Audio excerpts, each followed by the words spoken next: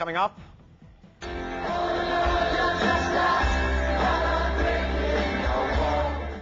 Tear down the wall, why Roger Waters wants Israel's security barrier to come down. What fills me with horror, the thought of being, constrained by something like this is horrific. It's like living in a giant prison.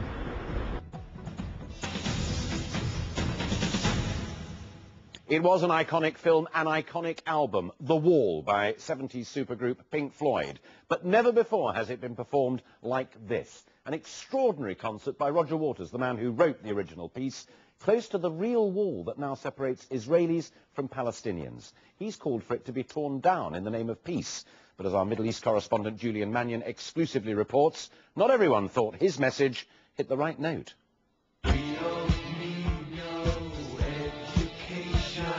It's been a rock anthem since the 1970s, but this week it became a rallying call for protest against the Israeli government's treatment of the Palestinians.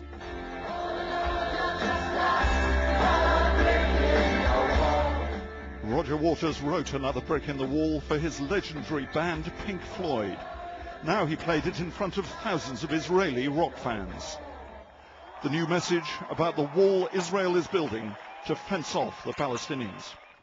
Israel calls it a security fence and says it's needed to protect its people from suicide bombers. The Palestinians say it's a land grab and splits their communities. For rock veteran Roger Waters, the wall has become a cause. In Bethlehem, he made his symbolic protest, and he told me that he was shocked by what he saw. What fills me with horror, the thought of being, constrained by something like this is horrific. It's like living in a giant prison, isn't it? I mean, it literally is like living in a giant prison. You believe it should simply be taken down? I don't know. Well, yeah, I don't think there's any question. I may be speaking out of turn, but I believe that we, the rest of the world, need this generation of Israelis to tear down the walls. The thousands of young Israelis seemed to love the music, but not all of them liked the message. I think if the wall was taken down, people in Israel will die. We know there should be peace. I want peace too, and I'm willing to make a sacrifice for it.